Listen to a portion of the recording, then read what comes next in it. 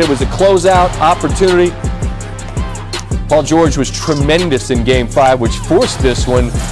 Suns early on, aggressive. That was the big word Tim Legler was talking about as we were watching this game, and he was keeping his notes. Mikal Bridges up top.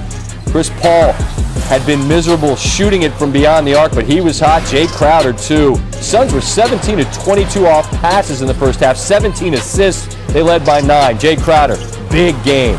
He hits from deep and has a little something to say to the front row crowd. Then it's Devin Booker attacking the rim. Ty Lue, give him a ton of credit.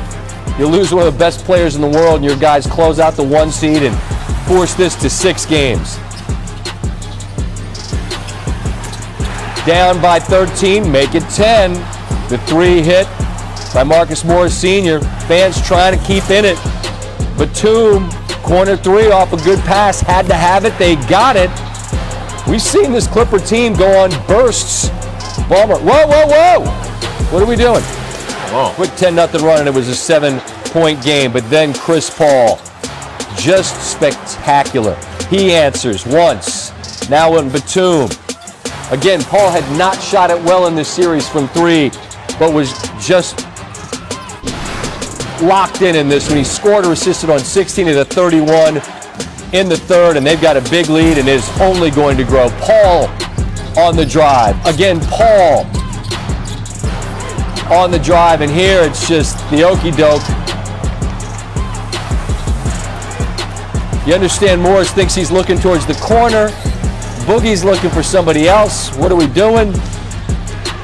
And it is a big lead, step back, and all 3 of these, the and one, the Suns up 19 after the free throw. And with Phoenix getting 3 more from Paul, as he walks by Patrick Beverley, whatever it is he said, you just cannot do that. Patrick Beverley shoves Paul in the back, given a technical. He heads to the locker room. Paul with 31 in the second half. Now Booker burying that one.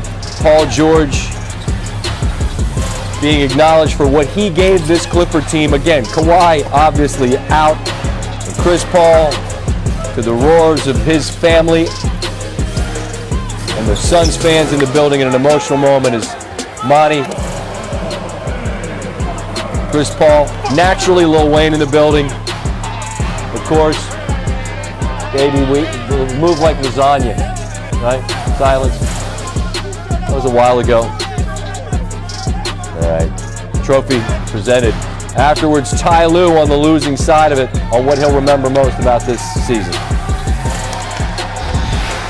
Being down 0-2 against Dallas, fighting back and competing and winning that series. Being down 0-2 against, Utah, doing the same thing. And our team shows a lot of character. When we're down, we can easily give up and give in, but we just stick with the game plan. We don't point fingers. We stay together. And that was just good for me to see that this year. So when I think back to this season, I think back to the playoff run we had, and being down the series, both those first 2 and fighting back and winning those. And, what we did this year was special. Tim Legler alongside, and Tim against a team in the Clippers and a coach in Ty Lue who've shown a whole lot of fight, particularly in situations like this where they're trying to climb out of a hole. Phoenix wants no part of a Game 7 at home where all the pressure would have been on their shoulders. Their stars weren't going to let it happen. What'd they do? No, they weren't. And look, I said before the game, this was going to be Chris Paul's night. He hadn't played well. He had not shot well. Nope. He has capable of doing what he did tonight offensively. He and Booker were special in this one. And I like some of the wrinkles that they added in this game. And here's one of them. And this is so unique. This is the kind of treatment Steph Curry normally gets, where you get the defender literally on the high side. Patrick Beverley's just trying to keep Devin Booker from coming anywhere up here to receive the basketball. So they put a little wrinkle in. You put DeAndre Ayton in the middle. So now he's going to set this screen, and you're going to see Booker now flare out here. And that's going to force Patrick Beverley to come over the top So now when Booker catches this, he's already got Patrick Beverley behind him. Love the wrinkle. Catches it. Nice little flare. Now as he looks up, now it's just this little snake dribble into this 15-footer. That's his favorite spot on the floor. This little pull-up. This is an and one. This was Devin Booker cooking in the first half. But then, Scott, we talk about this run that the Clippers went on after it got cut to 7, and that's what we're looking at right here. 7-point game. Well, how does this happen? The Clippers are in a zone. Let's take a look at exactly what happens. This is all Patrick Beverley's mistake, because right now they're in a zone, but they're matched up everywhere on the floor. You got 5 guys basically matched up in your area. For some inexplicable reason, Patrick Beverley decides to run over here on this pass. Now you get 2 on the ball. The one thing you can never have in a zone defense is 2 guys on the basketball, because it's going to lead to a simple pitch and catch right back here. Chris Paul dribbles in for wide with 3. Why did I pick this play with not a lot going on? Because this might be the most important shot of Chris Paul's career. They just cut it to 7, and you walk into a 3, and you're ready for the moment you knock it down. And then here, another little wrinkle. Double screen. You get the first one here, the second one here. Chris Paul comes off, and really what he's trying to do is engage Boogie Cousins. This is the guy they want to attack. Don't see the second screen coming. He comes off. Cousins is reluctant to help because Ayton's here for the lob. So Boogie kind of stays flat-footed, and now Chris Paul is able to turn the corner, get to the rim. All this during that run when he put the game away basically single-handedly. Right. And, you know, like I said, he's a reluctant scorer. But when you get opportunities on big stages, big moments, he knows, look, I got a young team. I want no part of a Game 7, like you said, with a bunch of young fellas going through it for the first time at home and what that might feel like. He wanted to take care of business tonight, and he did in a huge way after the Clippers made that run to make it look like it was going to get very interesting. You know me well, and you know how little I like the whole idea of legacy. It's what you are when you're done, in my opinion, and how the conversation can get exhausting, frankly, about what players need to do. It's a team sport. A lot has to happen. That said, the importance for Chris Paul to now have earned the right to play the most important games of his life. How significant, given the totality of his career absent this trip and what this trip gives him the chance to now do? The guy's considered one of the greatest point guards of all time. He was before the last 2 seasons, but for me, these last 2 seasons are really now would give you a much gregreater appreciation than you ever had for Chris Paul. Totally agree. And that's amazing if you think about those teams with the Clippers that he was on, all that talent, and year after year they're in the running for a title contender. What he did in Oklahoma City and what he did with this team, to take this team and lead this team to the finals with a lot of help. It's a very complete basketball team. I love watching this team play because they check every box. But for me, these are the 2 most significant years of his career, and to do it at this age, at what you think is like the end, the twilight's around the corner, nothing can be more impressive or more rewarding, I'm sure, to Chris Paul when he thinks about all those years. It probably on better teams in a lot of cases, but now to have this moment where he is so revered as a leader, to be able to come into this group and give them that essence of floor leadership that they desperately needed and toughness, man, this is like the icing for Chris Paul right now. And it's also the perfect spot, too, right? Because you got a 24-year-old superstar in Booker, and you got a big fella in Ayton who, as you said, like, not a lot of bigs in the game. You can stay on the floor when you're a big like that. As always, Tim, the time is so much appreciated. Thanks, Scott. We'll be talking during the finals. Oh, yeah. Can we welcome in Monty Williams now? Well, I'm turning the wrong way, Coach. Hi, Coach. It's Scott Van Pelt. Monty, thank you so much for taking the time to be on with us. Congratulations. I wonder, in a moment like this, how do you properly allow yourself to enjoy a moment while still focusing on what are going to be the most important games your team will be playing coming up here in the finals? Yeah, it's new for me for sure. You know, I've wanted to be a part of this all of my career, and when you get into the league, you think it's easy, especially when you are a part of an organization like the Spurs, and you watch them go through deep runs, and you're a part of it different times of your career at different times. But to be a head coach in this position, it's hard to describe, Scott. I'm just grateful. And I think I'm just getting old because I really enjoyed watching our players enjoy the moment. But I'm so blessed to coach the guys that I coach, to work with the people I work with, to have a job. This kind of job is something that I don't take for granted.